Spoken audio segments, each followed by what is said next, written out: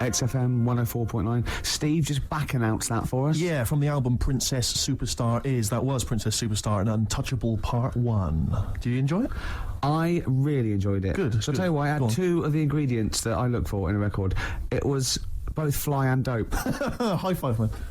Yeah, okay. You're sweet, man. Coming up, I've got my film review. Looking forward to it. It's a great one. It's a great film. I've got a song for the lovers any minute now. Sure. And probably loads more chat. Yeah, there will be. There will be. PJ Harvey, This Is Love, XFM 104.9. It's Ricky Gervais show, isn't it? With Steve Merchant. Yeah, but you're going to keep quiet now, Steve, because I've got to do my world famous film review. Looking forward to it. Yeah, I know you criticise it because I say I do sort of like films that aren't on current release or that I sort of just do the plot or but. Have you taken that criticism on board? I have. Good. This week's Ricky Gervais film review is Jungle Book. The Jungle Book? Yeah. That was made in, 1968? I don't know, but listen, shut up, right? It's a good review, right? Right, for people who either have heard it or haven't, you might learn something. Sure. Because it's sort of my take on it. Has the review begun yet, or...? No, it's good from now, yeah? Okay, go. Right, the little kid, he's in the jungle, right? But he knows the bear and the panther, they're good friends. But it's dangerous because you got to watch out the tiger and the snake. Now, the reason is, they don't mind him, but he's human and he can make fire, they can't. That's why he's sort of in demand, even though they've conquered the power of speech, they can't make fire. And then the orangutan gets him. Now, he's in trouble. But the bear puts coconuts on and makes himself look like it, then they fall off. They've got to get away. But then he meets, a girl, and then they're not, Okay. Do you write these yourself? Yeah. Or you don't get a professional to do it? Right. Well, no. Okay. And what would you give that one out of 5? It's 9. That's a 9 out of 5. Strong review there. A strong film then for you. One again. And you'd recommend that for friends and family? Yeah. Okay. Just on video or DVD or in the cinema. Okay, good. All right. And the film again was? Jungle Book. Jolly good. All right, thanks very much for that. Well, now it's time for a song for the lovers. This is the Smiths, and Last Night I Dreamt That Somebody Loved Me. Good. Okay, cool. Yeah, lovely.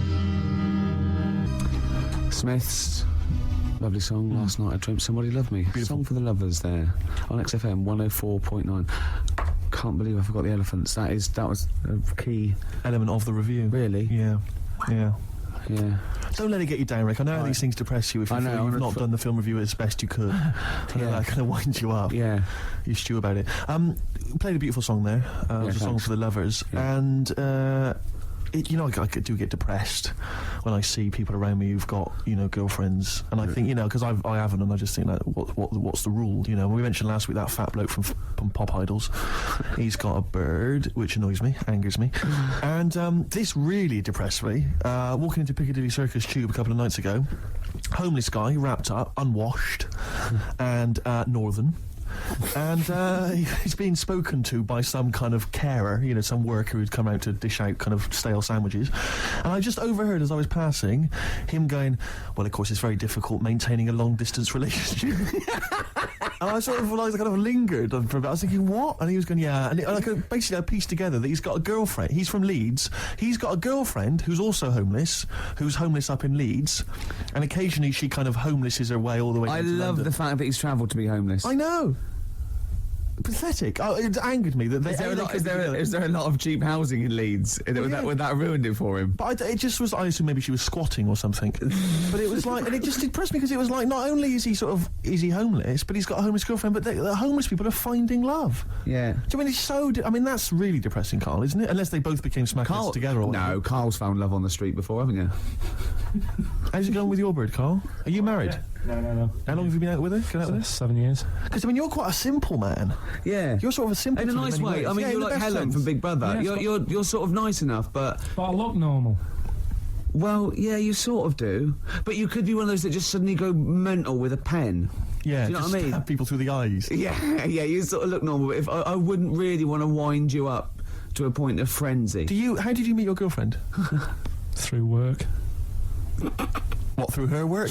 What, you found out and said... We worked at the same place. Oh, you're right. Yeah. You're quite an enigma, aren't you? Could you give us more on that? At work. You met her at work. What, she came in selling sandwiches? She was going through the bins outside. What do you mean you met her at work? Why are you having an attack on me? You're the one who's sad and lonely.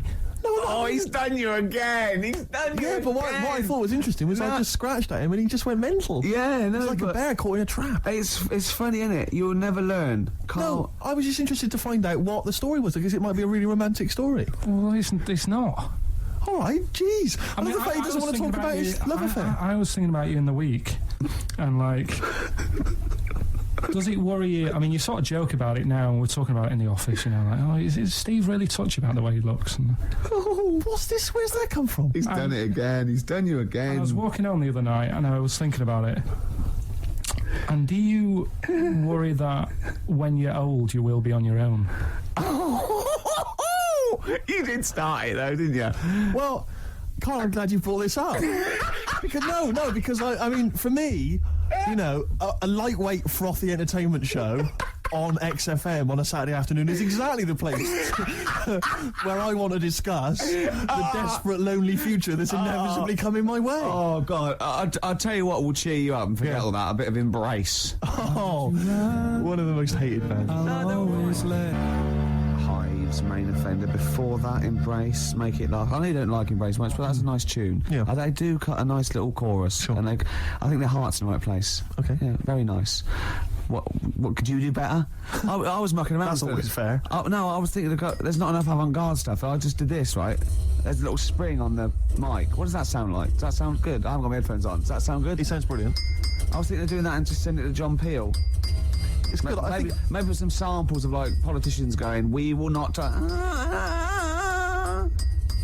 feel it's more a B-side at the moment, but I mean it's strong. I think it's you could work that out. But that's without strings or anything. Without Sure, that's without I mean that's just kind of a basic demo. When you've worked that out with a decent producer. Yeah. Man alive. Still coming. We got Radiohead. We've What got are these fellas doing? There's a couple It's of quite noisy. It's just distracting. Yeah, there's a couple of fellas behind us taking pictures. I don't know why it takes two of them. I think one of them just got a couple of hours out of the office. Yeah. They're from the what are you from? X-Mag. X-Ray. X-ray. What's X-ray? It's the XFM magazine, Steve. The XFM what? Magazine. And where's that? Where is this available in shops? Is it just a giveaway thing? It's kind of give away a bit of information on bands. Right. Gigs are coming. How is it available? Who gets it? It's in top magazines. You're really selling it, Carl. You're obviously a fan of the magazine. It's all right. Yeah. I don't want to make it. This seems now like you've said. Let's pretend we don't know what it is. You sell it on air, make it sound. I don't know what it is. Well, I'll show you later. Okay, cool. And if people want a copy of it, they can go to the website and subscribe, and you get it for free. That's all right. Yeah. Cool. And you're going to be in it. And we're going to be in it. Centre pages.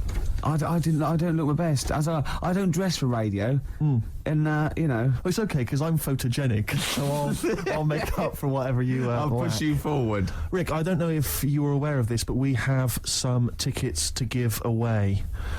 Is your favourite band Marquis Smith's The Fall? It is, yeah. I thought it was. And is your favourite venue the Kentish Town Forum? Oh, I'd see anything there. I'd see The Fall anywhere, and I'd see anything there. So if you're telling me The Fall are there, we're not giving away, Steve. I'd like those for myself. Rick, I'm just trying to remember if your favourite support act of late is Schindler. Oh, no, I hate them. I'm not going. Give them away. Okay, so the doors are at 7:30. Doesn't say when it is. Tonight. I'm only Is it tonight, joking, is it? Schindler. I'm only joking, by the way. To Schindler, the lads in Schindler, if they think I'm being a little bit nasty. It's tonight. It's at 7:30. The tickets are £11.50 in advance. I'm assuming there's probably some still left, but we have some to give away. How many we got to give away? Just 3 pairs. 3 pairs, is it? Have you? Talking of Schindler, you know the people that make lifts. Or I think escalators as well. Oh, yeah. If you notice, like in the bottom of a lift, it always says Schindler. It's always made by some organisation called Schindler. Do you think it's the same Schindler? Like from Schindler's List? So it's Schindler's Lifts. Schindler's Lifts. And it was passed down wrong. No, I didn't make a list. Yeah. I made lifts. Yeah, I joking. Spielberg was going, I've made a whole film about it. Was 3 hours. It was in black and white, for God's sake. Was it? Where'd you get the lifts? There was no lifts in it. I thought it was a list you made. No, I made lifts.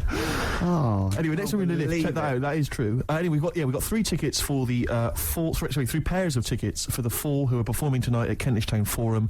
If you'd like to win them, here's a question for you: which Radio 1 rival station, which Radio 1 personality used to be a member of the Fall? If you know, then you can get in touch on 08700 800 1234, or it's ricky.gervais@xfm.co.uk. Is it Chris Moyles? I don't want to give it away. Is John Peel? I don't want to give it away. Okay. I don't want to give it away. Okay. But 2 words for you. Emma B. XFM would like to apologise for material broadcast on November the 8th on The Breakfast Show with Christian O'Connell. The show featured the comedian and author Ben Elton. XFM would like to point out that during live interviews, we cannot realistically expect to control the language and content of our guest material. However, Christian would like to offer a full and frank apology for the fact Mr. Elton appeared to have overdosed on the Arsole tablets that morning. Christian would like you to know that the dullard will never be on again. We really are sorry. This is XFM. It is indeed. We're just looking at the Polaroids, the test the photographers do. And I'm not at all happy. no, do you know what I mean? Though? It's like I kid myself. I must walk around. It does take mirrors and photographs. Like, oh no, yeah, I forgot I look like that. Yeah. Do you know what I mean? Sort of like, you look at that. Like Yeah. a tree Look trunk. at me, Rick, there. That's always with me. Oh, there was a bloke downstairs thought I was Johnny Vegas. He was going, I love those adverts with a monkey. I didn't have the nerve to say I'm not him. At one point, he actually said, I like that one when he hits you. And I went, yeah. He went, you do any more adverts? And I went, yeah, I'm doing a couple more. I just thought, God, it's gone too far now. I can't say I'm not Johnny Vegas. Sorry, I'm not really listening, Rick, because I want to say to you, can you get me more square on? Yeah. Square on, I'm not so bad. It's from the side. Yeah, the side looks bad. All right, come on, Rick. Yeah. Carl, what do you make of that? Pretty face. Yeah, this isn't great radio. No, it's not. I know we never do great radio. Yeah. But this certainly really isn't. This is some of the slippery worst we've slope. done. Yeah. We were talking before about Schindler's Lists. Yes. Like those people just make one thing, and they're famous for that. Now, do you think the Monopoly commissions should investigate Armitage Shanks? Yes. Because I've never seen another sink or toilet made by anyone else. No. When did they take over this? Can you hear that clicking? Yeah, would you just stop just for a second while we're just doing this? Because he can't talk, because he's trying to make himself look so handsome. Well, exactly, I've got to keep striking poses to sort of look normal. I've just changed my mind. I want to, you remember that George Michael video where he doesn't appear, he just gets supermodels to play him? Yeah. Or kind of replace him. Can we do that maybe instead? Just get a leggy blonde in.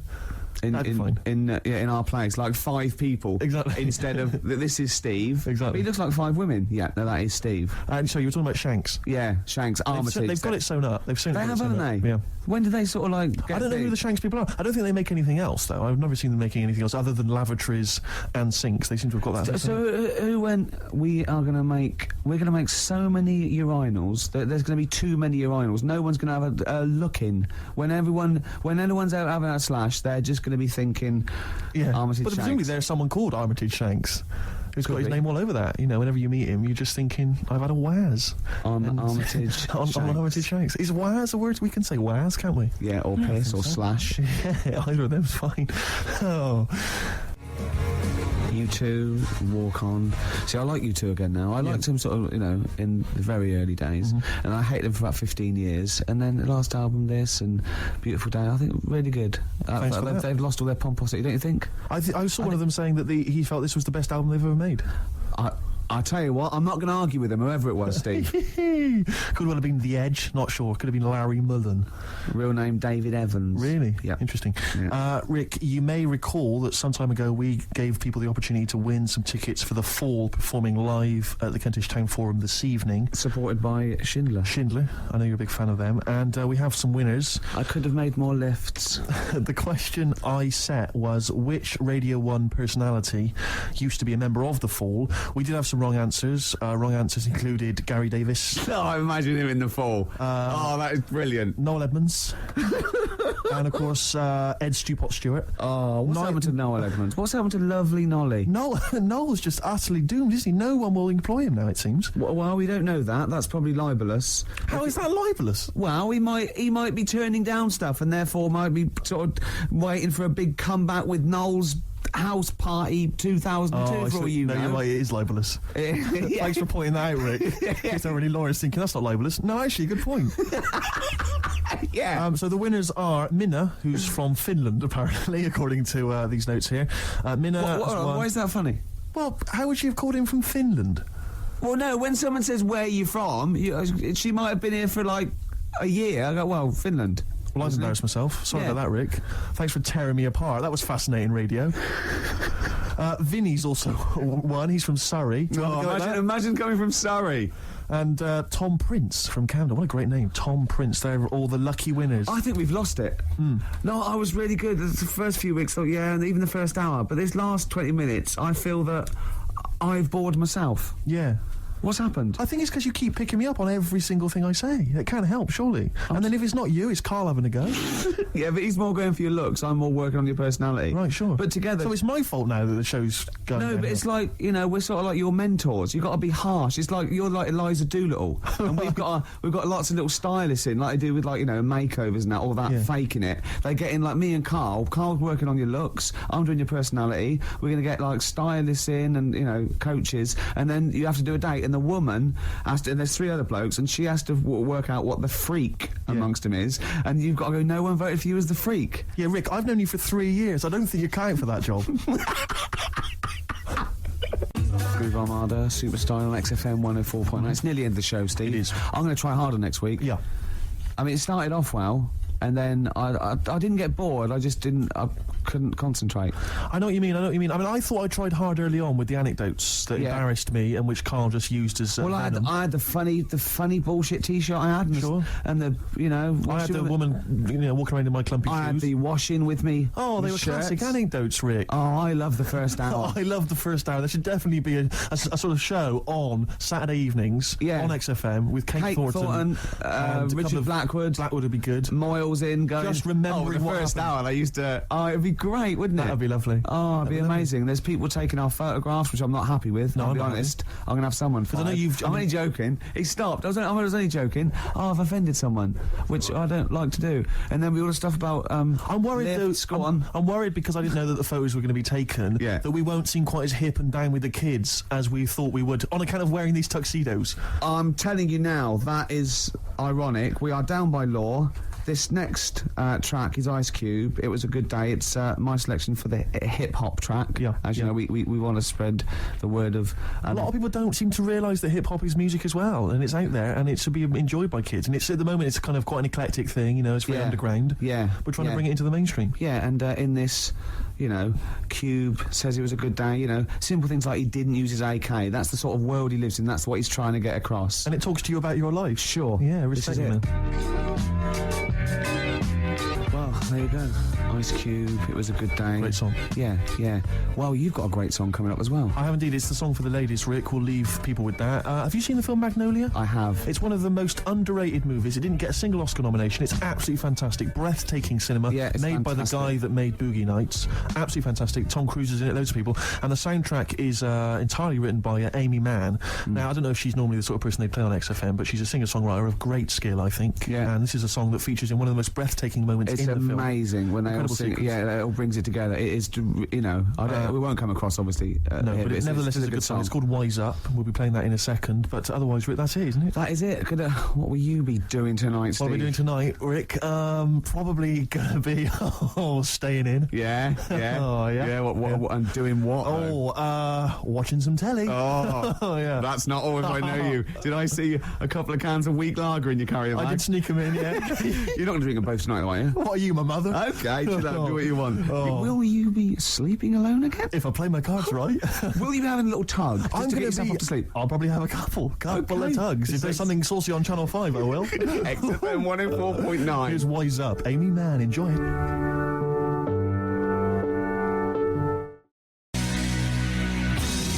XFM 104.9. Dandy Warhol's Bohemian Like You. It's the Ricky Gervais Show. With Steve Merchant. Yeah, exactly. And Karl, who's turned our microphones on. Can't believe it. Good to see you, Karl. Good to see you, Ricky. Cheers.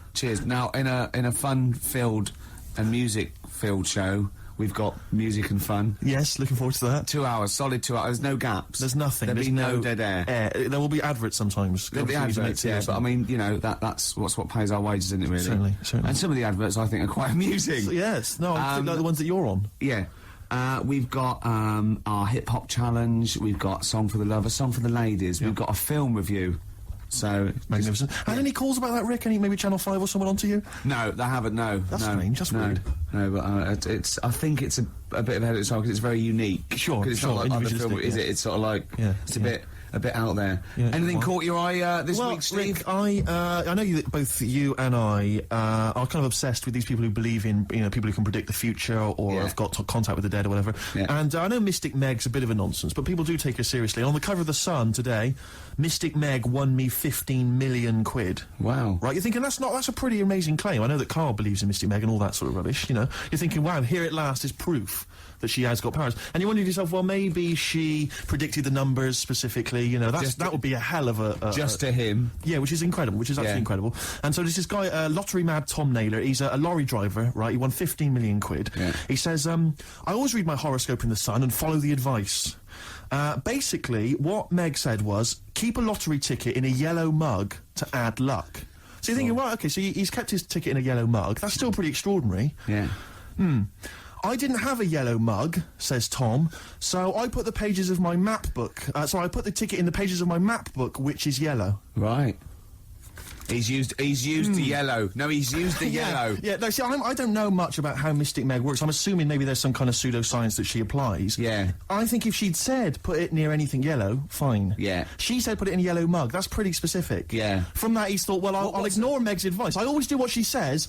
If she says put it in a yellow mug, I'll put it in. She's had two sort of like, points of reference there. The descriptive, the yellowness of the object and the object itself. The noun should be a mug. Yeah. What's missing in the yellow book is the mugness. The mugness is one of the It's got lots of bookness, but it wasn't the bookness that gave him the 15 million. So, exactly. I reckon Mystic Meg won me 7.5 million. Right. Would have been a more accurate. Sure, yeah. So, I don't know. Karl, do you think that that's pretty spooky and weird, unnatural stuff? So I'm just a bit livid today. I wasn't really listening to what you were saying. Not paying attention? Yeah, sorry. Okay. Do you want to notify us before, we ask you questions? You are giving to us. Go on. It would have just been nice if you would have, warned me you were going to ask me about it. I'm just a bit livid. Go on, what about? Just... Have I done something? Talk about... No, not you two. Just a bit livid. XFM 104.9. Stand clear, Adam F, MOP. We all know whose dad Adam F is. Who was it again? We all know who's Adam F's dad of. We all know dads. Do we? Rick, can you keep filling? Because I've realised I've left my mobile phone on, and the kind of calls I'm going to be getting on a Saturday afternoon. Yeah, I'll just keep it. No, it's just... Oh, that was Adam F and MOP, stand clear. We all know Adam F's got a dad. Oh, done it again. Do you remember the trivia quiz? I forgot it. Whose dad is Adam F? Elvin Stardust. Yes, Shane Fenton, that's what the F must be for. You're back. That's done. Yeah. Yeah, we wouldn't want to be... all the people that are calling you all the time. Oh, the ladies. Oh, God. Anyway, XFM 104.9. Rick, We're going to start now. We're going to start now. This is proper radio from now. Go. Go. Oh, there's a lot of pressure on me now. Yeah. I'm going to muck it up. Rick, I know you're a big trivia fan. I know you're obsessed with trivia.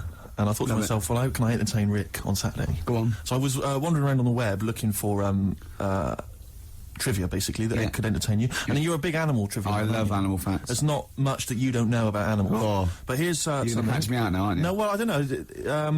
Here's one. I don't know if you've heard this one before. Ants never sleep. No, I know. Yeah. Oh, I know. And they've got alcohol in their blood, so they don't freeze and winter. And that's why you never see a lazy ant. It's always working.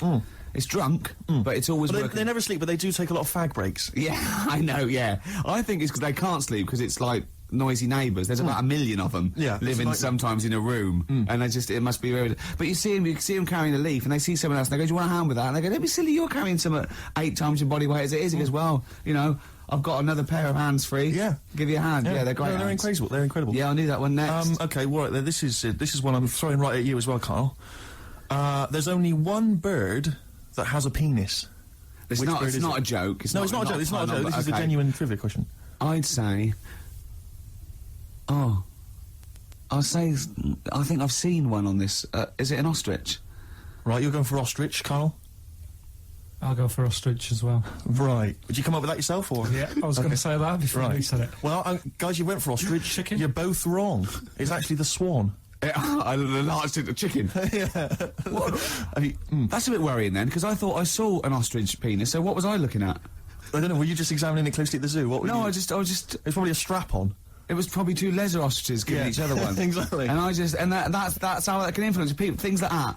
Dirty, filthy leather ostriches can confuse a child if he's at the zoo and he doesn't know. A swan's got. That's really annoying. I'd never give a swan a knob. It's the little puffiest of all birds, isn't it? Yeah. Oh, I'm protected by the Queen. But I need a knob. If I had to give a knob to any bird. Good question. No, I wish I'd posed that myself. If you could give a knob to any bird, what would it be? Phone in. Vulture.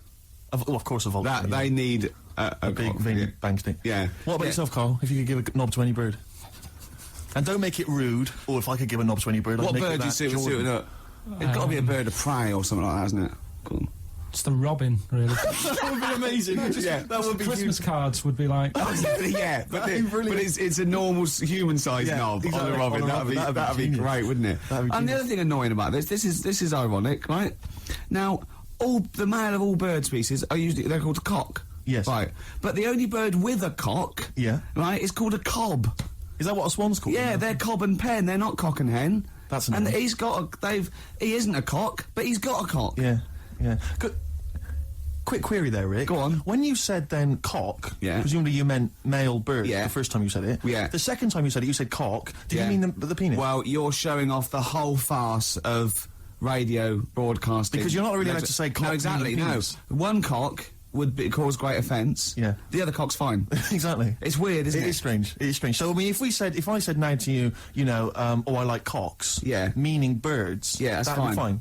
Yeah. But if I meant penises, it would be a problem. If you like cocks and it was right. Yeah, that would be... Carl, do you like cocks? Do you like cocks? No. Right, okay, that's fine. I was asking if you like... No, I like, Yeah. Well, I'm a big fan of tits. The small birds that come down and peck at you. Yeah. Yeah, you like tits and cocks. There's nothing... Tits and cocks. There's nothing wrong with... There's nothing... Carl, don't worry. There's nothing wrong with saying tits and cocks. When I said tits, I meant the little birds. Yeah, and when I said cocks, I meant the big birds. Yeah. Do you know, when... Go on. No, it's just that... It's when you're talking like tits. Yeah. At the milk. Do you... I like the fact they flutter away when they hear the milkman coming. Oh, come on. So when... What are you talking about? No, when the milkman's coming, when he's walking up...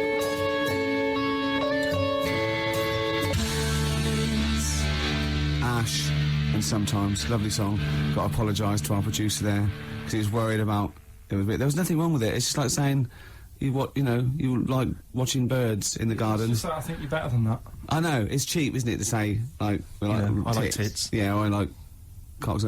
So, are we a bit more literary now? One of my favourite things is Fanny by Gaslight. Really? That's interesting. I'm a big fan of Moby Dick.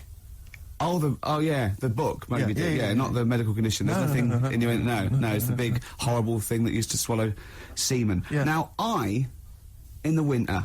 Yeah. Steve. Go on. There's nothing I like more than to keep my hands warm in a muff. No, sure. You mean those kind of furry things that sort of classy-looking ladies... Yeah, posh ladies often put their hands in. You know when you have a nice, a party and they're all leaving... a winter party. And you might take the wrong hat or something. There's nothing I like more than to see two posh women with their hands in each other's muffs. Oh, that's always a And fun they're going, oh, this must be yours. Yeah, that is always funny. Yeah. That's always funny. Yeah. But... Seriously, no, I'll stop this. You're right. I've got a degree. I just remembered that my favourite Beatles song is "Come Together." Yeah. Now we're going to stop this now, Carl, because it's childish. You're right. I've got a philosophy degree, for Christ's sake, and it's about time. Who's your favourite philosopher? Do you mind me asking? Well, I would tell you, except when I have a talk about it, I go into a Cockney accent. Really? So it can be like my favourite philosopher. I like a bit of Kant. Right. Is that Immanuel Kant, the philosopher? Yeah. That's strange. Yeah. That's strange. What's his name again? Kant. Oh, yeah. That can be weird. Can be strange. Look at Carl's face. Look at his face. Look at his face. Join in, Carl. Undo your trousers. Just we'd be like Stan Boardman when he told the Fokker joke. Yeah. We won't do local radio again for 10 years. Ian Brown, Dolphins were monkeys. Yep. Before that, I don't know what that was. I'm still pissed off that swans have got cocks. Yeah. It's a waste. It's a waste of a knob with a swan. I know what you mean. They don't know what they're doing with it half the time. Now, we've got some great... Do you remember... We're stopped all the silly innuendos now. But do you remember... I think it's because they've got a long neck. and to balance them properly in the water.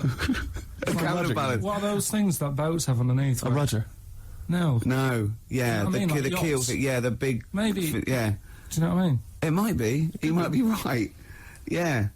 Balance. What about? But ducks would need one as well, wouldn't they? Ducks don't. Because they've got short necks. Oh, I see what you mean. It's the necks. Yeah.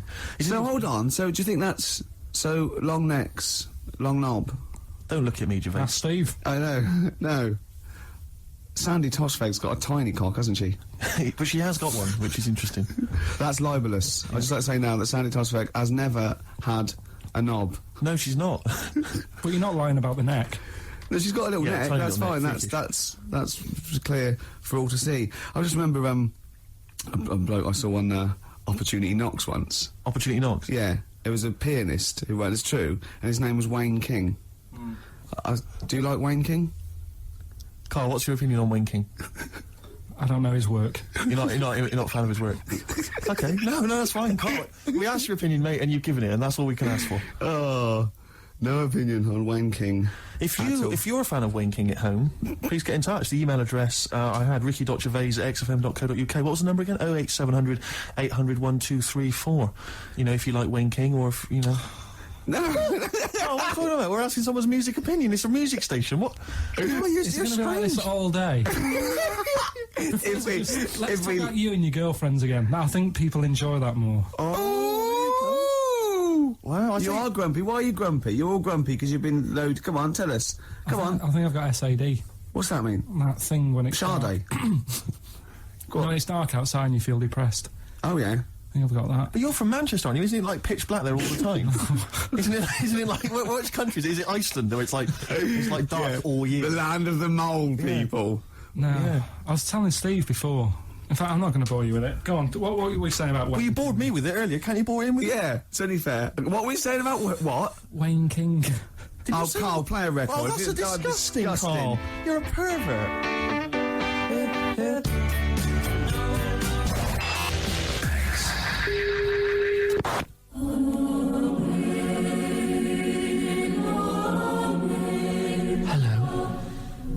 This Christmas, help a London breakfast show.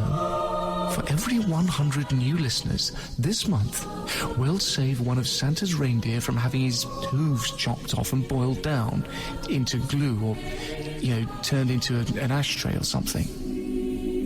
Please tune in, save a reindeer, and enjoy a variety of music like R.E.M., U2, Turin Breaks, Roots Maneuver, Andrew W.K.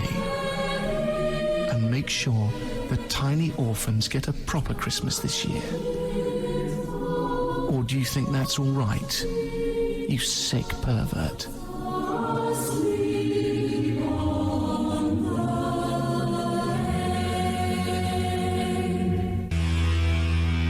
Liquido, play some rock. That's what we're doing, Steve. We are indeed. Before that, Weezer, Island in the Sun. Can I just ask Carl a quick question? Yeah, why does he swear so much on radio? No. Carl, did you see that film last night, Gaylord Say No? Yes. Oh. What were you watching that for? Yeah, weirdo. Oh, you're always going to lose with that one. Rick, did you see that film last night, Gaylord Say No? No. Ooh. Oh, no. Yeah, you're a Gaylord. Oh. That is actually the official way of finding out if someone's gay. That's how Oscar Wilde got caught. That's exactly how he got caught. Yeah, they went, well, we got no evidence. The arm was okay. Anyway, cheers, my lad. Oh, before you go, Oscar, see that film last night? Go and say no. No, take him away. Yeah. Take him. To that bender downstairs. Take him out of my sight. That is how they got him. Yeah. That's the official way. Yeah. Children in Need last night, Rick. Oh. I watched a bit of it. Did you watch any of it, Carl? It's awful. It is isn't pretty bad. It's the worst thing ever. I mean, I've said this before. The thing about Children in Need, it makes the whole country and BBC One for one day into just one big school fete. Yeah, Do you know what I exactly. mean? It's so pathetic. The entertainment is ill thought out. It's just boring. I'd prefer it if they just made everyone pay £1. That'd be fine, yeah. And they make more money, and we wouldn't have to sit through it. Just add it to the licence But fee. surely surely that's just a taxation that we should, But that's as fine. opposed to going through this nonsense of seeing people from West End musicals who aren't selling come out and do Yeah. a song. Yeah, of course. God. But it's just that they may as well, because I know there was Terry Wogan at one point going around the audience with a bucket, just rallying it, getting all members of the audience to put loose change in a bucket. This is national television. Yeah. I'm watching, they've already had to sit through 3 hours of rubbish, now you're making them pay for it. Does he get paid? I don't know if he's done it for I know, there's a lot of people who go on there, though. All the pop acts that go on there, they're all plugging a new single. Of course, but that's... It's like, it's this mask of sort of this charade of charity, but they're all plugging a single. Yeah. It's just pathetic. It's utterly pathetic. They may as well bring on a big tombola, and guess how many kind of pennies are in the jar. Out of Pudsey, he loses his eye as well. Well, you get another one out if you're not careful. And I watched it quite late because we just had it on in the corner. We were sort of chatting and stuff, and about 1 o'clock in the morning, okay, they've been promising this for ages. It was a couple of sort of Hollyoaks stars or something, Yeah. male stars. Were going to be part of a male striptease. Yeah, a full Monty type. I turned that off. Yeah. I didn't want to watch that, Steve. Do you notice the way he said they'd been promised it for ages? It was like 1 in the morning, almost like he's been staying up. Yes, What, Carl's you've got to measure me, Carl. That's a bit weird. Yeah. Yeah. Did you see that film last night, Gaylord Take Up? No, but the point was, like, the thing about the, are you a Gaylord tied to a tree? Yeah. Yeah. There you are, then. There you are. That's Done another ya. piece of evidence. Really done me. But no, seriously, so they bring on these, this male stripper kind of gang come on, like, firemen or whatever, and they come on, and they cut to the audience, and there was one woman just putting her glasses on, like about a 4-year-old woman. It was 1 in the morning, she'd fallen asleep, and her friend had gone, Agnes, quick, put your glasses on, wake up, they're getting their cocks out, and I mean cocks. Yeah. And they did this striptease, right? They did this striptease, and I have to swear, right? They went right down to their underwear. They had these kind of, and they were just flashing their arses. It was, and I was thinking, this is for kiddies, and it was obscene. It was utterly obscene. I was 1 in the morning, it's not. What are you talking about? It was appalling. It's The charity is. No, but it was just, it was offensive. I was offended by it. It was the BBC, it was charity, and there were blokes with their todgers almost out. Yeah, but the fact is, but it's post-Watershed. You can have any event and give it to anything, can't you? No, that's not right. It's for children. Because a lot of children will stay up and watch that. Their parents will go, yeah, it's fine, you can stay up and watch children in need. That's for kids. Yeah, but then arses aren't, It was, but it wasn't just arses. They gave the impression they were fully nude. I mean, thankfully they weren't. I made a close inspection, but it was obscene. Hey, yeah, me and Carl are looking at each other. Yeah, you're looking at each other, gazing into each other's eyes.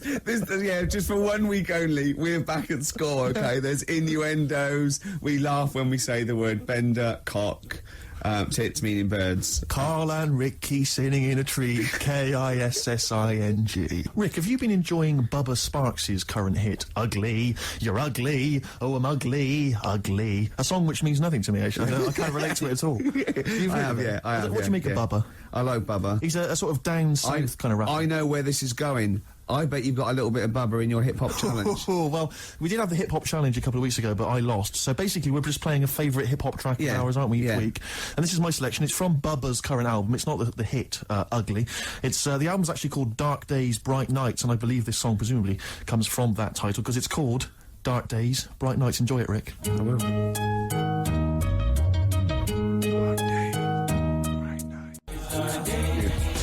Bubba Sparks, Dark Days, Bright Nights, title track of his current album. Rick, what do you make of it? I love it. Do you enjoy it's it? great. It's hypnotic. It's the chorus. Is that a song? Sounds like Stevie Wonder? It does sound like Steve. I don't know. I haven't got the inlay sleeve to hand. I can't tell you. Does anyone know? Maybe they could call in. Rick, I'd love to give out the number. In fact, I will. 08700 800 1234. ricky.gervais@xfm.co.uk, who is providing the chorus for Bubba Sparks' Dark Days, Bright Nights, 104.9 XFM. Wow, from Rubber Sparks to Sparky Bubs. Those Sparky Bub boys, Suede. Hey, slick. Strokes, last night on XFM, 104.9 before that, Suede. Absolutely. Beautiful ones. Fella just phoned up and said you were talking about waterfowl before. The only bird with a penis is the swan. And he said that it was worried him about the ugly duckling. They'll go about, he turned into a swan, but ducklings, they're not called ducklings, they're called cygnets. I pointed out that the swan in question didn't understand, because he thought he was a duckling. Yeah. And that all the other ducks sort of laughed at him because he was all gangly and everything. But they turned into a swan, and he realised, I was a swan all along. Yeah, the ugly duckling story got me through so many bleak nights as a child. You couldn't wait to one day turn into a swan. Still waiting for it. So you can have a knob, presumably. Yeah, cool. Yeah, because, look, Carl, look, don't worry. This is a nice little... No one's going to complain about this. This is lovely, childish, lovely little innuendo. There's nothing nasty or vicious. There's no... And anyway, hate. off air, you're a different kettle of fish. You were trying to get us with the Gaylord joke. Yes, he was, and he tried to do this. This is we'd done the Gaylord. Did you see that film last night, Gaylord Say No? Carl trying to get his own back. Did you watch Gaylords last night? Brilliant. It's got to be. Did you see that film last night? Gaylord Say No, and then you say no, and we all point and laugh. Oh, I was going to ask you. Is it true he's leaving Friday? Robinson Crusoe. Nice one. High five for it. Oh, he got you right. He got you the right one there. I don't know what that means, but he did. Anyway, we're talking about children in need, Rick. Oh yeah. And Carl, what's wrong? He's just got it. He's just got it. Go on. Yeah. We're talking about children in need earlier, and as I say, I'm not a fan of it. And this is a couple of years ago. I was working, and I had to drive up to Blackpool. Oh yeah. And so it was Comic Relief night. It was a Friday night, and we were listening to all the different kind of BBC radio stations. So they all cover Comic Relief. They all sort of link up as one big thing. And I think this was maybe like sort of, I don't know, BBC Solihull or something. And they've always got they've got this one guy in the studio doing all the DJing, and there's some bloke who's sort of outside the BBC with some kids and whatever else, kind of doing a live link up. And the guy outside was Steve Baxter. I forget the name of the DJ inside. I love the fact you remember this man's name. Well, it's important because we're listening, and the guy in the studio, he's there and he's chatting away, and he's going, got a signed picture here of the Spice Girls. All the girls have signed that, so the highest bidder gets to win that, and you have that. And I seem to have run out of words. He just said, I seem to have run out of words, and we were like listening, like, okay, and he just went, I seem to have run out of words. I wonder if Steve Baxter's got any for me. And Steve Baxter's just outside, like, obviously not ready, just going... Didn't have any words either? Yeah, no words. Well, who's got all the words then? It was wordless. I don't believe it. He's probably used up too many words in the first hour. Exactly. He just used all the words up. And he didn't want to repeat himself. Exactly. So he just thought, that's it. It was a hideous blunder. So we were enjoying that and the work of Steve Baxter, and we were driving along, and then we were driving, and we got stuck in this jam on the way out to Blackpool, and I saw this kind of white Mercedes, like, a couple of them. I thought, it looks quite swank, you know, and I'm swank. And I drove up, we were driving up behind it, and the number plate was something, like, I can't remember exactly, but I think it was something like Orv 1. I'm thinking, interesting, Orv 1, you know. So we're driving alongside, who is driving? No, actually, it wasn't a driver, there was a guy driving it, in the front seat, asleep. Green Duck. Keith Harris. Really? Keith Harris was there. Orville, as I recall, on the back seat. Oh, no. I couldn't believe it, yeah. Was asleep or? I think he was asleep. Just knackered. I didn't see Cuddles, the crazy monkey. I imagine he would have popped up at some point, just kind of annoying the driver's hair, just going a bit crazy. Yeah, you've got. I think Cuddles has to go in the boot. He's got to go in the boot because he caused havoc. Yeah, and knowing Cuddles, he'd put his hands over the driver's eyes, exactly, around, causing all kinds of trouble. But the thing is, he doesn't understand road safety. To be fair, well, he's a monkey. Yeah, he's a monkey, and he's got a lisp, and not even a real one at that. No. You see, the thing what was about Orville is that argument raged for years between him and Harris, and Orville's right. He can't fly. He can't fly, yeah. So I'm worried that Harris will lull him to full sense of security. But you can fly. Yeah, and then when Harris is out, Orville will climb onto a chair, onto a windowsill, basically think he can fly, and just plummet. Yeah. To his death. Just a quick point about Orville. I'm surprised he's still not potty trained. Because he's been wearing that nappy of his for years. I know. Because he can talk, he's mastered the power of speech. Yeah. Still crapping everywhere, I assume. I assume so. Flying around, yeah. Mess. And as we definitely know, it's a duck, so he hasn't got a cock. He has not got a penis. Penis, sorry. That was a mistake. There, I did say cock. Did you mean penis, though? Yeah. You shouldn't have said that, Rick. I'm really sorry. You should have pretended you meant bird. Oh, I'm really sorry. Oh, we're going to put your fingers in your mouth like this, Carl. Right? Put it apart like that. Now just say bucket and spade. No, with your fingers in your mouth. Put your fingers out and just say bucket and spade. Bucket and spade. No, don't do that. Keep your fingers in your mouth when you say it. Bucket. Oh, Carl, play that's a record. outrageous, Carl.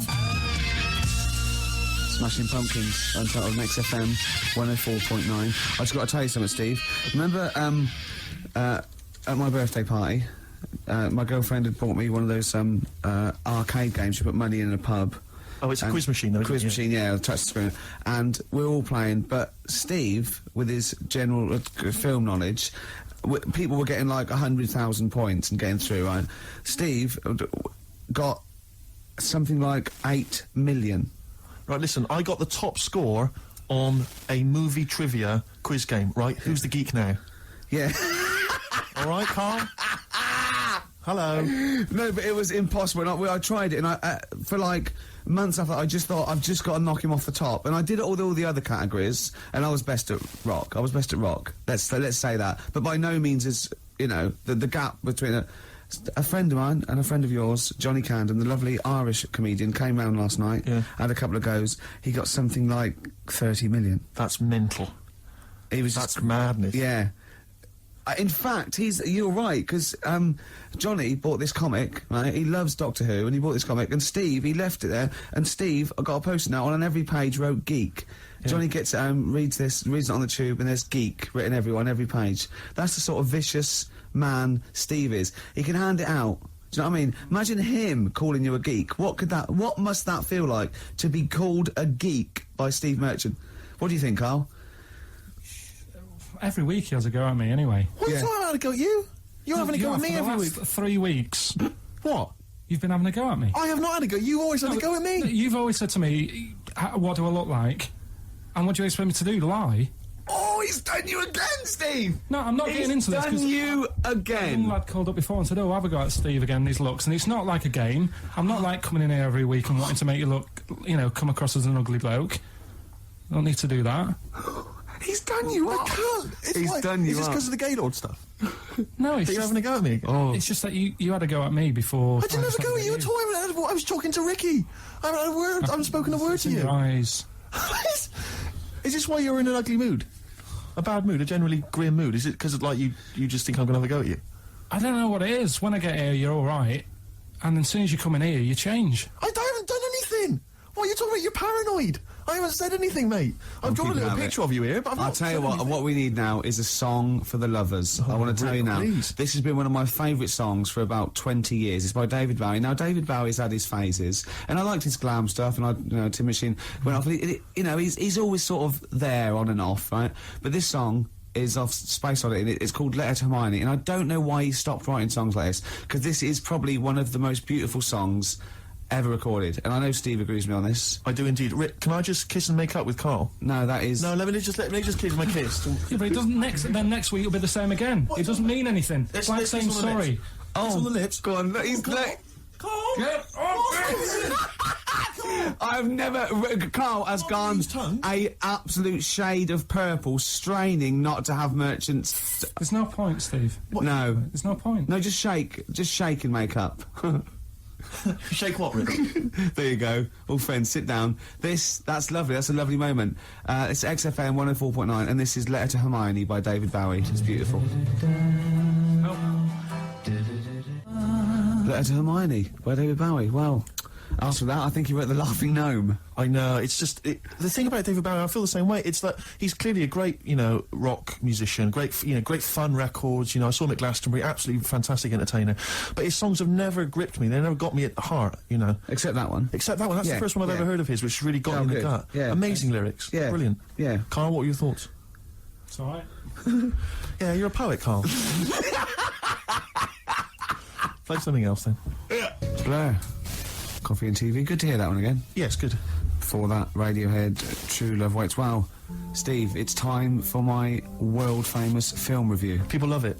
Yeah. Yeah. Yeah. How can I just ask, before you crack on with the film review, I notice you often do films that people have already seen. Well, you see, that's what I mean. That's why I think your film review failed, because people didn't know what film you're talking about. They hadn't seen it. Yes.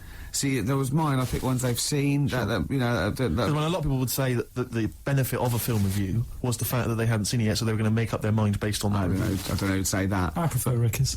Okay. See? All right, Carl. See, there you are again, being nasty to me. No, he's got a choice. All right. Anyway, so my point is that how would you hope people would use your reviews? Right? However they want. Okay. Really. Okay. So, would you hope that they'd maybe seen the film but they hadn't yet made up their mind?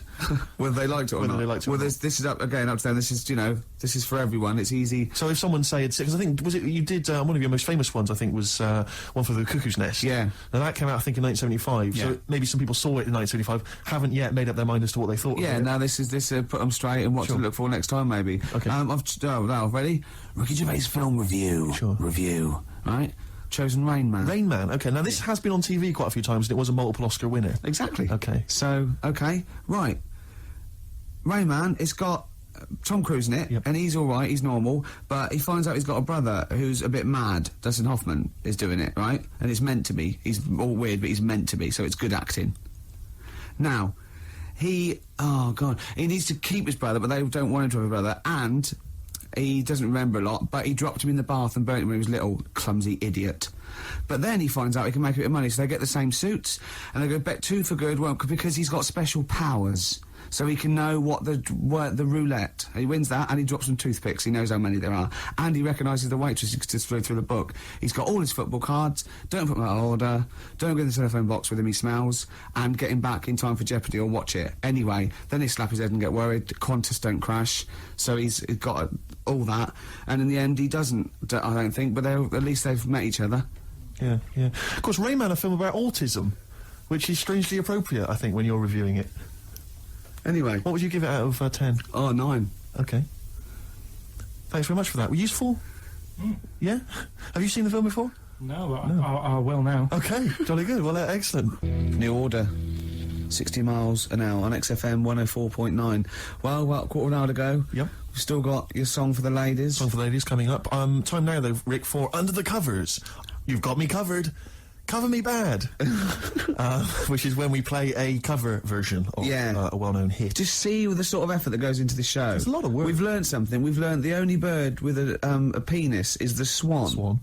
We've had an interesting anecdote where he saw Orville. I saw Orville. Yeah. Keith Harrison Orville. We've had a film review, Rain Man. Informative.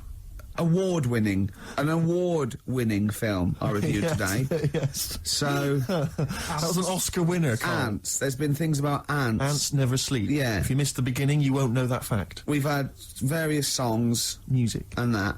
Beautiful. So, carry on, Steve. Cover Me Up.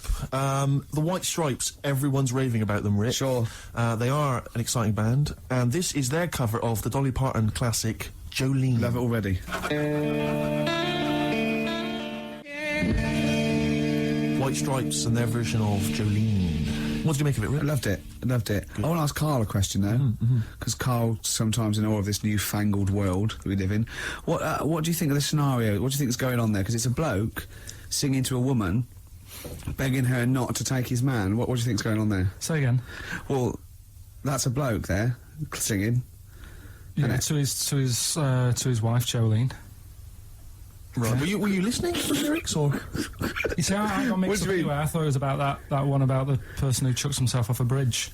So I was thinking more about that than listening to that one. Right, listen. Well, go on it. Right. Jolene, I'm begging of you, please don't take my man. You flaming locks of auburn hair, even though you can, don't. He's all I've got. You're a beautiful woman. Don't take my man, because I can't compete with you, right? Yeah. What do you think's going on there, though? Because, you know, it's Dolly Parton singing it. We know what's going on. They're fighting over the same man, aren't we? Yeah. What do you think's going on when a bloke's singing it to Jolene? What do you think of the scenario there? That's one of them names, isn't it? That could be a bloke's name. It's like Leslie.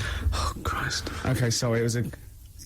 I wish you'd not asked him that question. So exhausting. I love him. Do ants sleep, Carl? Which bird's got a cock? Swan. A swan. Okay, nice one. Listen, I want to play that song for various people who've emailed and phoned in saying they want requests. We don't really play requests on the show, but we'd like to mention them anyway. Matt Barr, Magic Thighs. That's not Matt Barr's Magic Thighs, that's Matt Barr and Magic Thighs. Yeah. Kieran in Dublin, Stuart in Hackney, Lisa and Alison in Crouch End, and Glenn in Crystal Palace, who was phoning up with a nice message earlier. All of you, thanks for listening, and thanks for enjoying it. Sorry we didn't play your requests, but tune in next time, it'll be fun. Anyway, that's all I wanted to say, really. Here's tragic. What's tragic? What did you want me to say about that song? Just your opinion. Your own opinion was fine. It's in fact, your own opinion is better than anything I could really hope for. Without doubt. Whenever I ask you a question... You constantly surprise us. Yeah. It's wonderful. So only ever... Carry on telling the truth. Carry on saying exactly what's on your mind. And I think this could become a great... You're like a man who was frozen in Victorian era and has been reawoken and is kind of discovering the world. Some things make sense, other things don't. It's beautiful. As opposed to one that was made in a castle in Victorian times, like Steve. Oh, that's just... Oh, I've joined in with Karl. I can't believe it. I'm sorry. On my side. Yeah, no, it was irresistible though, wasn't it? I'm really sorry. Should we play a record? Right, I'm afraid that is about it from us. Absolutely. I always leave the ladies with the song, Rick, as you know. And the song for the ladies this week, again, it comes from the free giveaway CD that comes with this excellent little magazine called Comes With a Smile. And there's always something interesting. How are you spelling it? I've played the Mull Historical Society before. This is a track. It says it's just a demo, which is, I don't know why. If they've been picked up, it's outrageous. They're called Sloan, and this is called Pretty Together. See you next time. Goodbye.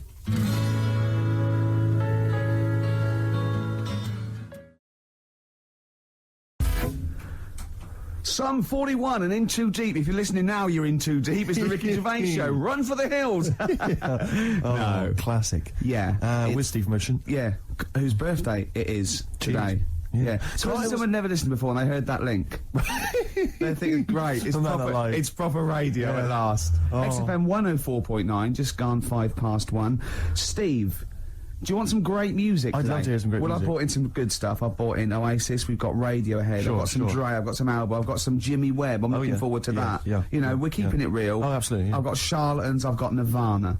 Any Sade? There's no Sade. No, that's a shame. No, but I've been looking through the library and I have found 4 non-blondes. Brilliant. Looking from yesteryear. Looking forward to that later, Rick. Yeah. It was Carl, it was you that worked out the maths and worked out I was 28, because they just worked out I'm 27. You are 27.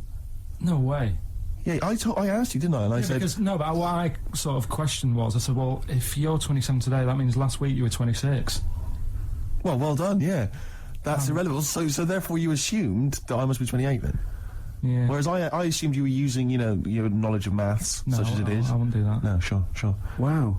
I actually got lost in that conversation because I genuinely didn't know what he meant would mean last week you were 26. I don't know what that meant. I don't know what it meant.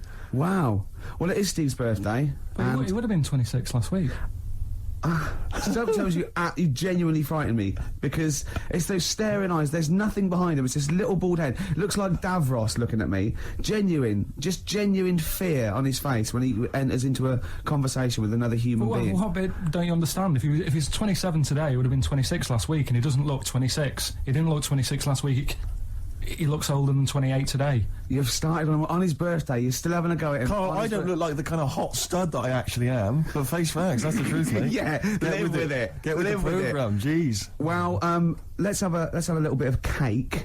Okay, oh, that's appropriate. See what it is? Birthday. But you mean the band, don't you? Not the cake. You haven't actually bought a cake, have you? Got anything at all? Cake, short skirt, long jacket, sort of fashion sort of single. Yes. Yeah. Oh, I just remembered something. Right? Think like short skirt, long jacket. Once I was watching daytime TV. I was unemployed. It was the early days of it was about mid-80s, and who was hosting? It was sort of like one of those Eamon Holmes and someone, or like Richard, not as good, not as, and the link she went, well, after the break, Leo Sayers popping in, tell us about clothes for the shorter man. I stayed tuned. He came on. He went, Leo Sayer? Yeah. He went, wear a short jacket. Why wear a short jacket? Optical illusion. You're going, well, that jacket, it couldn't be a foot long because that'd be mad. So it's 2 foot long. So he's 6 foot. So I'm looking at him there. Don't get too close. Just look at the jacket. How tall are you, Leo? Well, work it out. Yeah. This jacket's presumably about... Isn't it? Yeah. Yeah, of course it is. Yeah. Yeah. But Leo, you're famously quite a short man. In fact, I saw you on TV talking about clothes for the shorter man. No, but look at the jacket from there. Yep, you must be about 6 foot. So you had to walk around looking like a bullfighter just for this illusion at like 50 paces. What's the other thing about stripes? Is it... Yeah. Horizontal stripes widen you. Make you look fatter? Yeah, right. Yeah. So good advice, good fashion advice for anyone listening. On XFM 104.9. Leo Sayer there offering some topic. We should get Leo in, maybe offer some new stuff. For your birthday, a little special Leo Sayer visit for your birthday. Got any presents yet? I've received nothing yet. But then my parents haven't come up, and they're the ones that normally bring gifts. Oh, yeah. They are coming up later, and I always look forward to my father's gifts. Yeah. Because they are remarkable. I don't know what he's thinking sometimes. I don't understand the logic. I mean, if I explain some of the gifts he's bought in the past, maybe you could figure out. I once opened, I think I was about 14. Right.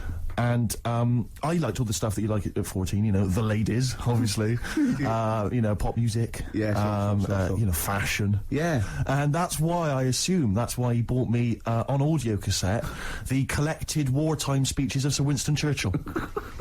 It's a good gift. Did you listen to him? Well, I'm not sure when you'd ever be in the mood to listen to that, to be honest. We'll Fight on the Beaches, Yeah. you know, all that. All the classics, all the classic hits. I don't know when you listen. I think unless you're under attack, I don't think you'd ever listen to that. Did you not even listen to it? I kind of stuck. When are you going to be in the mood to put that on? No, but just because it was a gift. But I always remember being once. This was. But what if he tested you? Go, do you like track 4? Oh, some chicken, some neck. Oh, I love that, Dad. Yeah. But I think they're doing a remix. But he said to me once. He said to me, "Never forget, son." He didn't. Yeah, and I went, I don't remember, Dad. It was mad, and it was like, because he was quite into sort of, but he was into like the military and all that kind of, and war history and stuff. So are you allowed to tell an anecdote about your dad on radio? Can I just give you a clue, just in case? Can you tell the thing about the shed? No. Okay. No. Right. Okay. Too complicated. Too long. Okay. All right. Okay. But I always remember this was true. I remember I had it on once because I just stuck it on because I thought I ought to. And my dad came in. He was pleased to see I was listening to it. And he was like, we just sort of stood there listening. And I always remember my sister coming in with one of her quite attractive friends. Teenage friends as well, like I'm a teenager as well. And it's like, and just this woman walking by, you know, she goes to the same school or whatever, you know, quite fit. And I'm just stood there with my father, listening to "We All Fight Them on the Beaches," "Never in the Field of Human Conflict" of so many, and just remember looking at her as she passes. Just you've learned it. It's rubbed off. Oh yeah. You know, is. Oh, Rick, if you're ever in a war situation and you need some morale, come to me. Yeah, you'll just. I'll sort your right out. Quote me out. What about a little bit of White Stripes? I've got some more gifts that I can tell you about afterwards. Well, I'm looking forward to it. Look forward to it. Oasis, Morning Glory before that, White Stripes, Hotel Yorba. Oasis, of course, I think got in the... have you been watching that VH1 Top 100 album? I have indeed, I've enjoyed it. Yeah, number 1. Do you remember what number 1 was? Joshua Tree, U2. Yeah, now, good album. It's not the greatest album ever, is it? Of all time. I mean, I know it's an arbitrary list, but even so. Yeah, you sort of feel comfortable with it being the Beatles or exactly, you know, you kind of Gaye or even Pet Sounds exactly. Yeah. And then maybe I don't think maybe it's a generation shift. There's enough people now. But it was what I found odd in the list was it started off with, I think it was like the Doors. I remember there was Velvet Underground and stuff. You know, these kind of respected album classics. And then there was things like, you know, Stars, Simply Red. I mean, it was a big seller and it's well produced or whatever, but an odd choice for the greatest albums ever. And then I remember there was things like that Texas album. Yeah. Is it White on Blonde or whatever it was? And I just think, again, is it just based on albums that have sold well, you know, via the Britannia Music Club? But that's always the thing, isn't it? So like any poll, like I remember, I think it was last year, the greatest lyrics of all time. One was Imagined by John Lennon, which is you know, if anything's it's a solid classic. And there was like, you know, maybe a Dylan or another Beatles one, and in the top 5 was Robbie Williams songs. Robbie Williams songs? Yeah. One of the worst lyricists ever. Well, not just the worst, a collection of words. Just annoying. Yeah, I think, you know, and it was that thing. A man, 1,000 fags, you know, like that, Dad, and there's gonna take you to the bridge. Postmodern sort of. Yeah, but that's a reflection of the sheer weight at the moment, isn't it? So it's always going to be 4 of all time, and then the biggest thing that year. I suppose so. But that's why Coldplay and Travis again, and they're good. But I mean, you know, I don't think they'll be at the same position next year. No, I think you know what I mean. Yeah, it's just But it's just, I mean, I get frustrated with those lists because they just always seem so arbitrary. I think we've forgotten we're on the radio, because that was a pretty boring link, wasn't it? Because we're just talking like we're alone. A lot of people probably haven't even seen the VH1 show. Yeah. Not interested in the late. Are we losing it? Are we, you know what I mean? Listen, I'll be honest with you, Rick. It's my birthday today. Last night I went out. I got a little bit wasted. Yeah. So I'm hungover this morning. I didn't get to bed before 11. Right, so it's like too much. No, I was pretty wild last night. In actual fact, and I have to say, I went to God knows how many units I had. I went to the Monarch in the Camden. Monarch, yeah. There was some kind of groovy night on. I went to the door. I got a load of mates with me. I said, "Any discount for XFM DJs?" You didn't really? Yeah, I did. I was a bit drunk. He went. Who are you? I went. Steve Merchant, Ricky Gervais. He went. Steve Merchant, brilliant. You can come in for free. No, he did. Yes, he did. I swear to God. He said, yes, you did. He said, and I said, what about mates? He went, it's £5. They can have £1 off. He said, and I think basically, Rick, I think I also agreed that you'd DJ there. I can't remember, but if the guy is listening, he can maybe let us know if I promised that. I might have signed something, I can't remember. Oh, God. But anyway, it was a good night. It's like one of those 50s sitcoms when, you sold my soul to an angel. Exactly. Oh, how am I going to get out of this? Yeah, exactly. Oh, no. So, anyway, if you go down to the Monarch maybe next week, Ricky Gervais playing. That'll be fun. Well, that was Elbow and Red off Asleep in the Back. I love that. Great song. Got sort of early Peter Gabriel, and that's wonderful. Well, we were talking about, like, your birthday and everything. Yes. Presents, and then I found out I'd been signed up to DJ at a club in Canada. Looking forward to that. To get you in. I got in for free. My friends got in at £1 off. I was just when the record was playing there, I said, why did you do that? Why did you try and get in free? Right? He goes, impressing my mates. Now, how impressive is it that Steve Merchant can get you in a place for £1 off? Oh. Yeah, you what would save money? Go with Steve. If they recognise him or have heard the show, you get £1 off. That is great. I have a quality discount. I don't know what you like more, though, because I know you, and I think it wasn't just the acclaim and the fact it was the £1 off you liked. The money off was exciting to me. That was great. Any discount would have been fine. I imagine you made them all buy you a drink with Several. to the value of £1. It ended up costing them a lot more. Yeah, exactly. Well, have I ever? This is probably the most embarrassing of those entrance stories. Yeah. I was down in South London once, went down to some party that was taking place in some kind of swanky bar, where there was a doorman on the front and a charge. I think it was something mental, like a tenner to go in. It was crazy. It was ludicrous. I don't know what I was doing down there. And I was in the queue. We'll establish what you mean by swanky later, because that could be. And it was a posh place. Was it? And so there's a queue outside, and there was one of these doormen who thought it was like kind of Studio 54. He was like sort of choosing people who could come in. Yeah, you two come in now. I've been there for ages, obviously. I was on my own because I got there late. And clogs. Exactly. I've dressed up for this. And there were these two girls next to me. And I'm thinking, if I'm in a queue, I've told you before, if I'm in a queue and if I'm stuck with two girls, I'm thinking, oh, what a great opportunity. Use the old merchant charm. Yeah. And so I'm there, and I'm sort of thinking, I kind of sort of give them a nod or whatever, and a wink. Yeah. And they're loving it. Yeah. They move to the back. They're putty in my hands, Rick, as you can imagine. Yeah. And I thought, well, to really seal this off, I'll get us in. Like, I'll sort of skip the queue. So the guy's sort of coming along, he's picking people off, the doorman, and I just grabbed him. I just grabbed him like that. And I said it so everyone could hear. Right? And I thought this was brilliant. I said to him, how much is it? He went, £10. I went, I'll give you 7. That was my bribe. I'll give you 7. That's the whole £3. No, that can't be right. No. He must have said a £5, and I said I'll give you 7. Yeah, that makes more sense, doesn't it? That's giving him a £2 incentive. A £2 incentive. I said, I'll give you 7. You can make up the 10. Exactly. You can, if you let me in, you can put in 3 yourself, mate. That never works, does it? He said to me. I can't be bothered. I'm just going to kip, I think. I'm so tired. Was it percentages that put you off? That frazzled me initially. I mean, it's a funny anecdote when you're giving him £2. Yeah. It's even funnier when you're getting him when he's paying stuff. me as well. Oh, I love it. Well, we're gonna play a record, then we're really gonna concentrate. XFM 104.9, Ricky Gervais Show. Steve Merchant's also involved.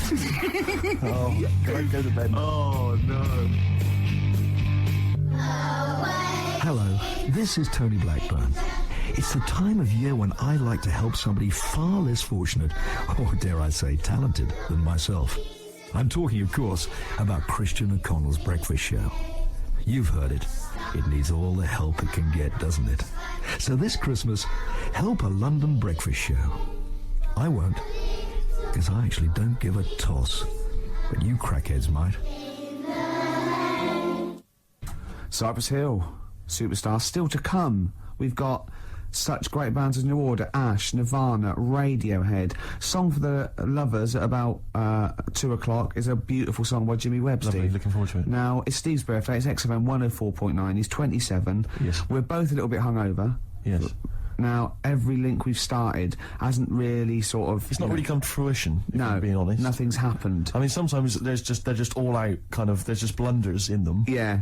Or like this one, we've already run aground. Yeah. I think it might be a mixture of us, like, we've been on this station for a little while, we're losing the will to live. Bored. But we're going to buck up our ideas. Can I just ask a quick question? I said buck up, by the way, just in case. A quick question, though, because listening to want to complain. My birthday today, and therefore last night I went out, and that's my excuse for being a little bit tired and a little bit hungover. Yeah. What's your excuse? Because you didn't come out. No, I know. I mean, you conscious you had the show today. What were you doing? Staying at home, just drinking? Yeah. Having a little couple. Me and Jane went. What time did you say go to bed? goodbye to someone about 1. Well, that's stupid. What I'm saying is, no, I mean, it's your name all over the show. You know, I'm a nobody. I got no reputation. Yeah. Although Thankfully. you get a quid off in most clubs in Camden. True enough. I think just drop. If anyone out there, if you're sort of like tall, sort of, I'll answer your birthday, but I'm just got to do a description. This is nothing nasty. It's pretty good. If you're sort of like a lanky sort of geek, and you know. You can do a Wurzel accent, then maybe you can pretend to be Steve Merchant and get in a quid off. Is that all right? That's fine, Rick. Yeah. No, because some people would take that as a personal... That's offensive. Yeah, Sure. yeah. So we were talking about... should we play a record? Is that link too long already before we actually got to something? I'm already bored. God, we've got to get to something. We've got to do Carl, something. why don't you contribute something? You've been silent. Now that is scraping the bottom of the barrel. It really Like, is, we're in trouble. Oh no. Oh, we're failing. Who can we bring on that surefire, always delivers, Audio snappy? dynamite. Yeah, Carl. The big guns. Come on, Carl. I was just thinking there is nobody else who looks like Steve. He's done ya. That's outrageous. Although, to be honest with you, that insult has resurrected things. Yeah, well done. Play a little tune, and then we're Got a little bit of a sniffle as well, I think. Yeah. Cold or something probably coming on. A bit late there, Carl. You should come in a bit earlier there. Swayed there. What I like is the complete lack of professionalism on our part. Yeah. It's like we've got a bit of a headache, a little bit tired. Just that's it then. You can't fight that. You can't fight that. But, I mean, the thing is, as you well know, Rick, there are certain DJs on this station, you know, drunkards. There's at least 2 I know of who are smackheads. Yeah. And, you know, they still manage, they still manage to do a good job. Even the ones that aren't, that try their best, are rubbish. It's true enough. I'm not saying we're still not the best. Yeah. And it's effortless for us, Rick. I know, yeah. We're coming up with dynamite stuff here. Yeah, I know. And we're not even, you know, fighting on all cylinders. XFM 104.9. Ricky Gervais with me, Stephen Merchant, a little bit hungover. We all are, but he can't really take it. He's loud. Wait, there is tickets to give away, Rick. I don't know if we should mention that. What? Who is it for? Joe Strummer. Oh yeah. And his band, the Mescaleros, play Brixton Academy. We think this evening. A little bit more information will probably be. So go along, just in case. If you say you're Steve Merchant, pound off. Well, the doors are at 7 o'clock, and it's £17.50. Unless you've won the competition, Rick, that I'm about to set, and won yourself a pair of tickets. There is someone, right, in America celebrating a birthday today. Okay. Yeah. More than one. Same I day, think. Yeah. No. But there's a Go on. specific one I'm thinking of. Go on. Right. His name, Rick, is Dwight Schultz. Okay. Yeah. If you know the answer, obviously don't give it away. Yeah. His name's Dwight Schultz. He's an actor. Yeah. He was particularly big in the 80s. Yeah. And he's also celebrating a birthday today. You going to say what's his name? I'm going to say, what character is he best known as? What TV character is he best known as? And you can win yourself some tickets for Joe Strum and the Mescaleros at the Brixton Academy. Dwight Schultz. American actor, TV character of the 80s, very famous. Oh yeah. See, Christian's giving away a trip to Salem, Massachusetts. That's bizarre, actually, because I was in America recently and I went to Salem, Massachusetts, and that's not a prize.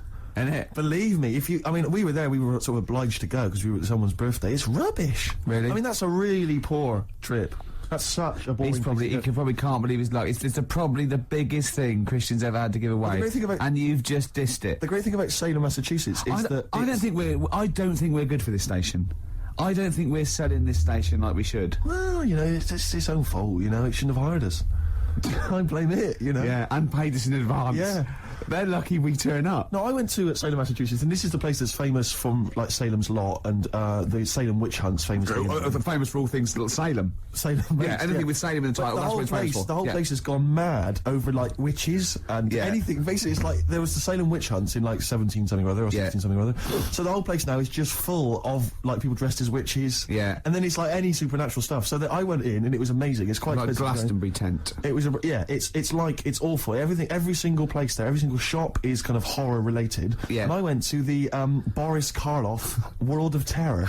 Yeah, right? It's amazing. You went in there, right? I don't know if Boris, the famous horror actor, has actually been involved, but you go in there, you walk in the door, you've got to put these 3D glasses on, right? And it's supposed to be this kind of chilling journey around this kind of like a sort of a crypt, you know. And you put these glasses on, and I couldn't tell. They were so poor. I couldn't tell what was supposed to be a 3D effect and what was actually three-dimensional. Really? In real life, so I couldn't tell if, like, the floor was actually sloped or if it was just appeared to be. Yeah. Whether the wall was actually kind of knobbly or whether it was kind of 3D glasses. It was so much, and it literally took about 45 seconds to get through it. Imagine and he just that. came out blinking into the light again. It was So rubbish. so I just want to throw this over to Carl. So there's Steve Merchant with funny glasses on in this place horror, and he's walking round. Do you think he scared people, Carl? I've set this question out, haven't I? I've loaded the question. I know the answer you're fishing for. Carl, do you just want to have a dig at me? Because it's coming up to 2 o'clock, and you've not really put a lot of effort in today, slagging me I don't off. do it on purpose. No, he doesn't do it on purpose. He's just an honest northerner, and he can't lie. He's like George Washington, but without the wooden teeth. Yeah, Salem. I didn't mean We've to say... lost it again, haven't we? You didn't mean to say Salem. This is such bad That was radio. just This the is word that was in really. the tip of my I mean, tongue. genuinely, this is bad radio, awful isn't it? radio. Quick. Oh yeah, my mate went to one of those things in the West End where you walk around and it's aliens and they jump out at you. Right. And he was so scared when the alien jumped out and he ripped a bit of his face off. And What, the bloke alien's face off? Yeah, it was foam, and the bloke went, "Don't do that, mate." Brilliant. Well, in the Salem one, I was wandering around, and this was one guy that kept jumping out. Yeah. Because there was about 10 of us, I was at the back. I always missed him jumping out. So when I got round, I missed all the frights. It was ludicrous. Oh no! He'd at least you'd have thought he'd jump out, then double round and jump out again. For Yeah. the sort of people. At the end of the Everyone queue. catch that? Not No, what really, do you know no. it? We. All right. Okay. Move on. Oh, if you want to win those tickets, 08700 800 1234. Dwight Schultz, who is he better known as? Yeah, Basement Jack's there, keeping it real. Where's your head at? Where is your head at? Yeah, I know what they're saying. They're saying, where's your head at? Where is your head at? Yeah, XFM 104.9. Ricky Gervais.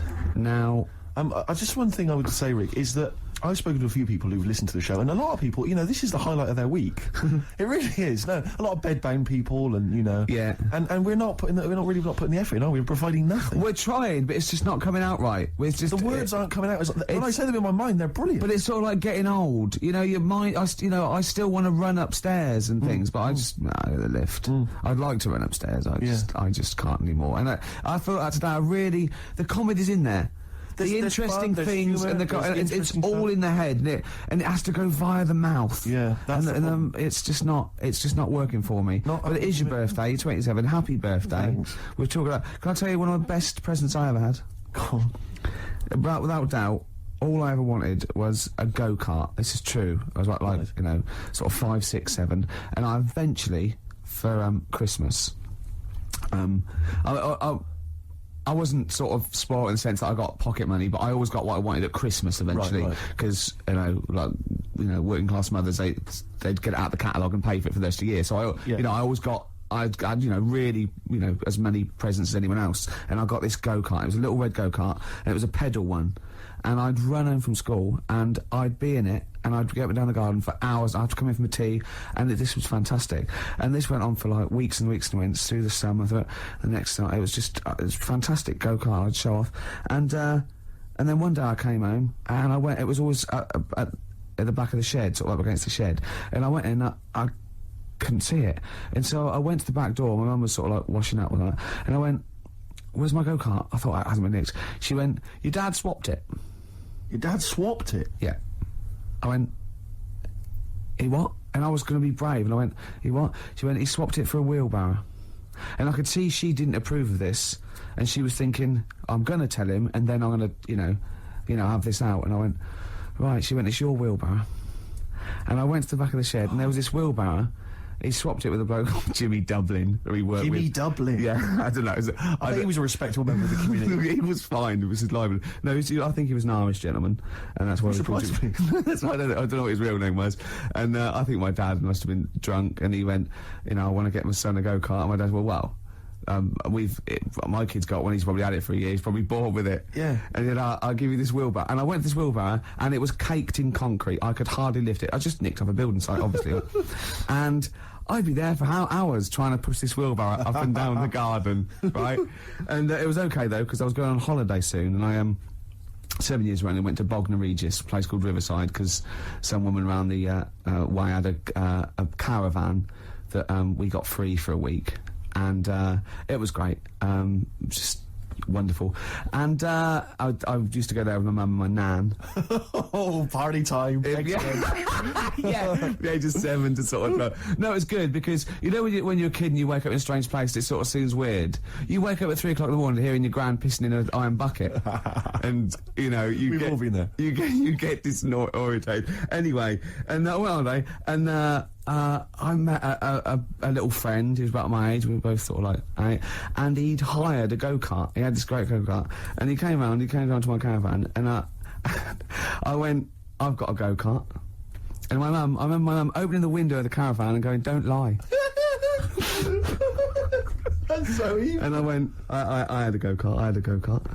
Wow. Yeah. Did you ever talk to your father about the fact you swapped it? No. You never mentioned it to him? No. You still got that wheelbarrow? I think so. I've grown into it. Yeah. Yeah, I can nearly lift it now. Yeah. And now I'm just too old to run up and down the garden with now it. you get one of your several gardeners to use it all the time. Wow. Oh, dear. Dre there. Dr. Dre. Of course. Bad intentions. Well, it's do you want to give the winners of the competition? The winners, yes. Tickets for Joe Strummer and the Mescaleros playing at Brixton Academy this evening. We have some lucky winners. The question I set was, someone else famous is celebrating a birthday today. Yeah. I don't mean someone else famous like I'm famous and someone else who's You famous. could probably get into the Monarch. Well, pound off at least. Yeah. And I said, which actor, Dwight Schultz... No, I didn't. I said, which character did Started Dwight off Schultz well, play? didn't it? It started off so well.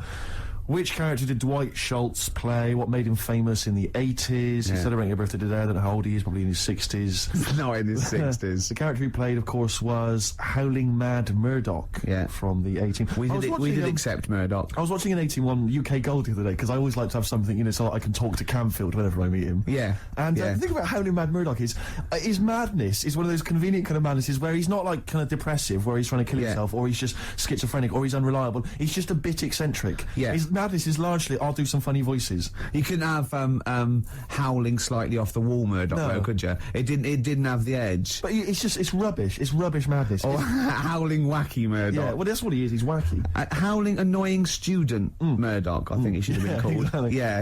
Anyway, the winners, Carl, I think you took some answers. Tim and Neil. Well done, Tim and Neil. Are they going together, or are they... No, two separate. Lucky people. Yeah. I don't think your heart's in it anymore either, Carl. I was alright today, but Steve's really dragged me down. Well, let's wait a minute, I just need to know why. No, do you know, people are being miserable around you? Yeah. I was full of beans when I came in. Yep. But you got to remember last week you were really miserable and that really wound me up. Yeah, because he was done to do stuff. Because he'd been let down and they were worried about the next show. You were in a terrible mood. Yeah. Look at me like you were. Songs. I wasn't like going and lying on the settee, looking ill, talking in that voice. Oh, he's done you again. I said just now, being quite friendly. Carl, Steve. Carl, have you ever tried to get into the Monarch for free? Because I'll be honest, mate, it's not going to happen for you. Come out with me, mate. You got a quid off. All right. Well, you can get in places in Camden for free. Yeah, I'm all right. Yeah. Oh, yeah, he's done you. Right, now it's time for Song for the Lovers. Now, this is one of my favourite songs of all time. You'll know this song better done by... That was nearly a sentence. Oh, come on, that was nearly a sentence. What's his name? Glenn Campbell. It's Galveston. Oh, yeah. This is the man who wrote it. This is the original. This is Jimmy Webb. Oh, yeah. With Galveston. From what I can work out, I think it's about a bloke who goes off to the Vietnam War and he's missing his bird. And I've brought it down, haven't I? I've brought it down a tone by saying bird. It's a beautiful song. It was irony. Just play it. Galveston. It's beautiful.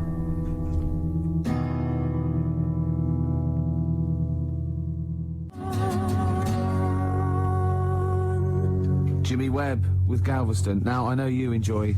Love the work of Webb. Webbmeister. A lot of people, of course, be familiar with his sons, the Webb brothers. Yeah, very different. Quite cool, though. I went to see him live, and he was just so cool. Just like doing his songs and telling a little anecdote. It was just he's fantastic. That's my song for lovers. Steve, what have you got for us? No, I was just going to mention a couple of other gifts that my father got. Well, he got me once. I unwrapped once, having professed no interest ever in this particular artist, about as much interest as Winston Churchill. I once received, lucky me, the making of Thriller It was a video behind the scenes on Thriller. From Michael I Jackson know what he film. thinks, though. But he thinks said- Steve loves to dance. No, he went. And you love music and you Yeah. love films. Yeah, no, that's a film, yeah. Yeah. But, I mean, I've never professed any interest. I mean, I don't think it even had Thriller, the actual film, on it. It was just the making of Thriller. Really? Behind the scenes, Michael Jackson dancing around. And John saying- Landis. Yeah, it was rubbish. Well, that's not very nice, is it? But what did you say when you opened it? Brilliant. Brilliant. I love Jackson.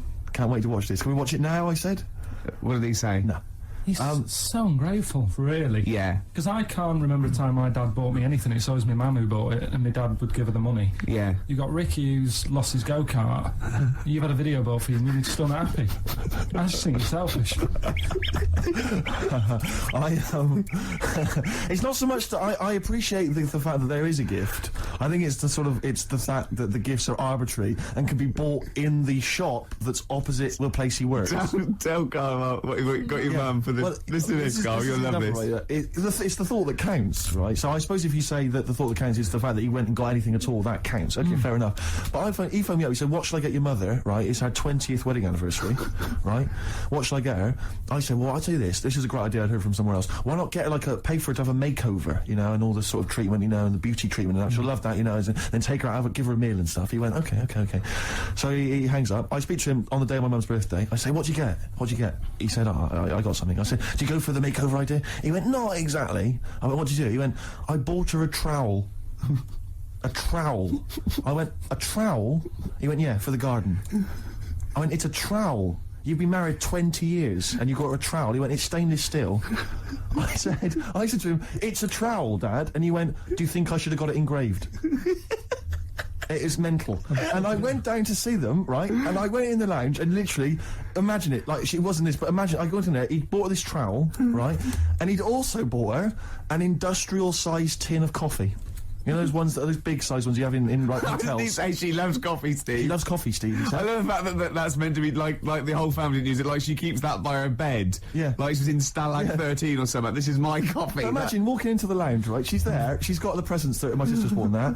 A trowel, just holding a trowel and a tin of coffee. And me walking in wondering, I wonder if there's anything sort of that she regrets in her life. Mental. Oh, that's lovely. She loves coffee, Steve. She loves coffee, Steve. Oh. She loves the garden. Carl, what's the worst present you've ever had? You see, we didn't really celebrate birthdays in our house, so... Where are you from? Planet, are you? What do you mean you don't celebrate birthdays? Are you here from another world observing?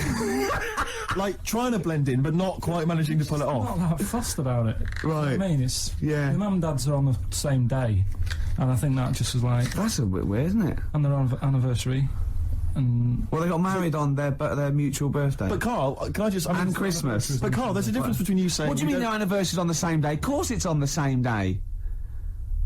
Yeah, and the birthday. But, Carl, what I mean is that... you say that you don't really celebrate your birthday, but presumably you have received some presents at some point in your life from your parents, or anyone.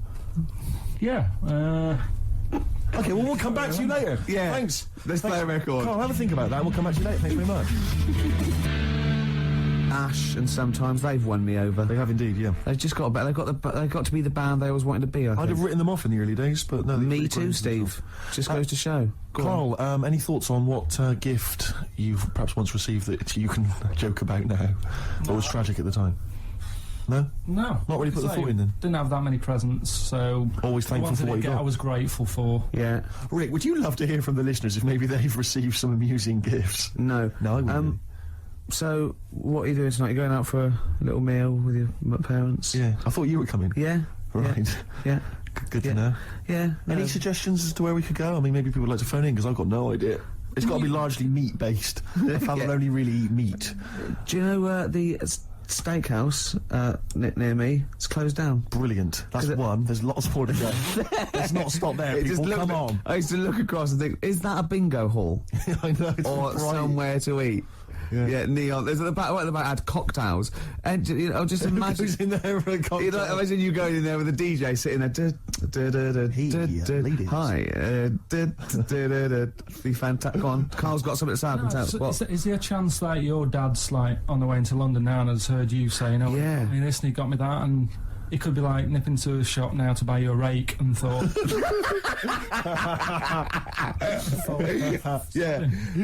yeah, just think of that.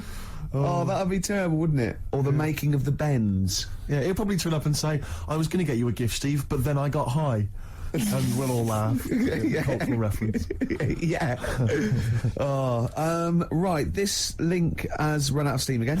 Yes, but don't worry, because I can salvage it. Go on. Because it's time for Under the Covers. Cover me up. Oh, you got me Between covered. the covers. Between the covers. I like covers. Cover songs. Yeah. And this was done by someone else.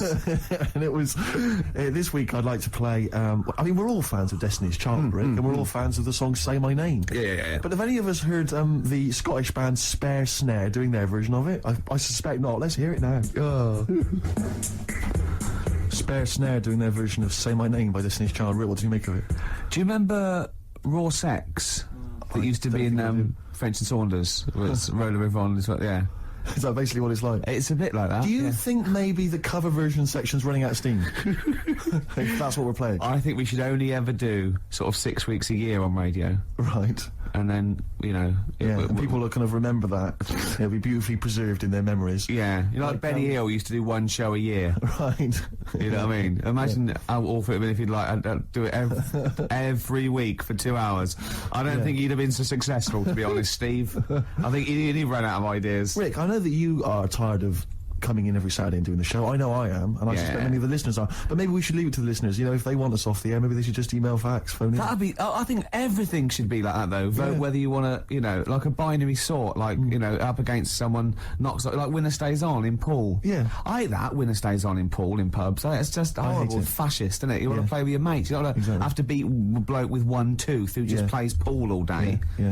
Costs him nothing, and he has 93 games. Of course you're not going to beat him. He's a professional by the end of the evening. Okay. XFM 104.9. Oh, Merry Christmas.